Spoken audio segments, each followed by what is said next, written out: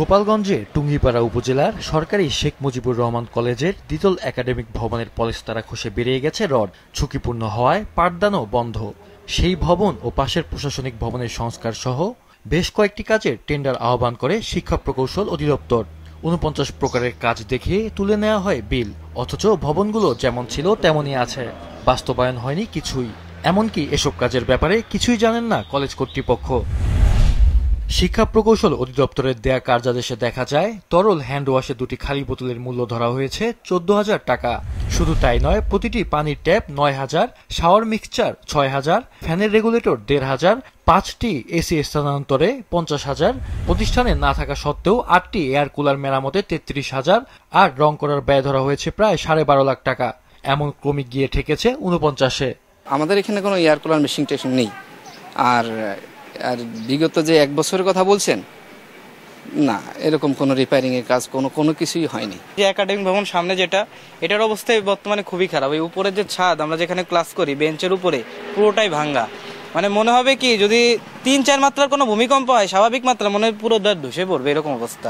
আমার জানা মতে কলেজে এয়ার কুলার নাই।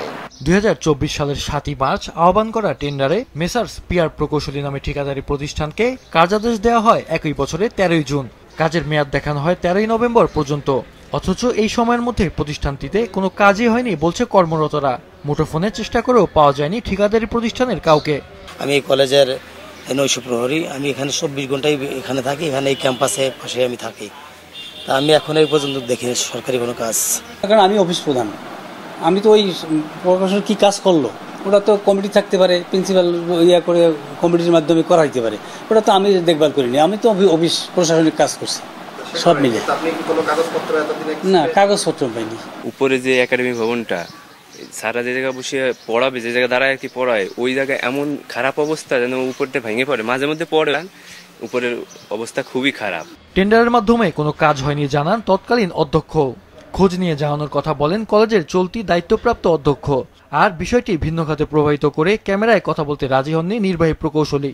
এটা কমিটির মাধ্যমে হয়েছে, ডিসি অফিস জড়িত, এসএসএফ জড়িত, পুলিশ জড়িত, সবাই জানে এই বিষয়গুলো। এটা আমি সাক্ষাৎ দিতে পারবো না। তাহলে আপনার কমিটির ইয়ার মাধ্যমে আসতে হবে, আমি সাক্ষাৎ দিতে পারবো না।